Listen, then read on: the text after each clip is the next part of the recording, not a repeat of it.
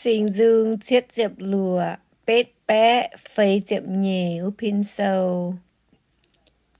Jacob nhề thiên hùng, hình chía nhề cha. Yêm Yuda tể miền, hiếu tứ thiên hùng. Yêm Isla en nín nhề mình, lô hải. Yêm Salem nín liệp, nín nhê độc lưu. Nín yêm nhê tóng xê Sion. Yêm úa nín quất náo mai, tấu nhê phòng trang. Thong bài, dụ đáo cháu, yết dung bọ trá nhê vượt kịt.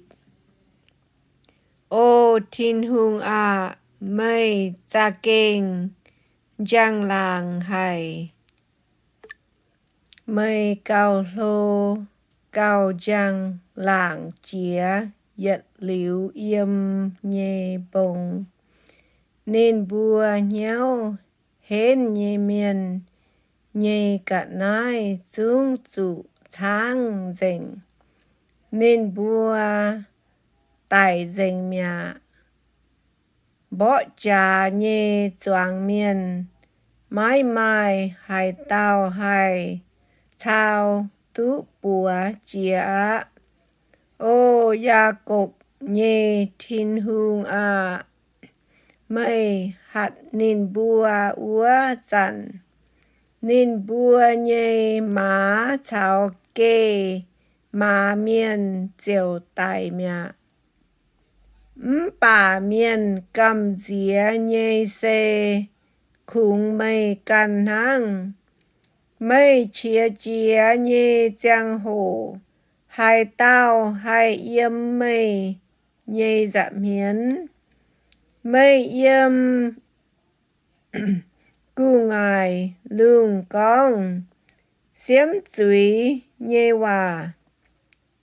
Lương đĩa cầm dĩa, ya xích dĩa nhê. Tông thiên hùng tài tình dưới, ôi diếu yết dung yêm bàm, kênh dụ chế nhê miền. Ba miền chia chia hai bún, miền cao ôi chênh mây. Dụ mây nấu dành dìa nhê miền. Ôi yêm nít phát mây. Mây bùa ôi dụ lén ngang hòa bún chiếu mây. Bùa nhê thiên hùng. Ya ê chân nai tế lén nhê hòa châu. Ôi dụ bún quê còm nhê miền. To xin nhê tai. Bún miền ôi dụ thai nhê chiếu.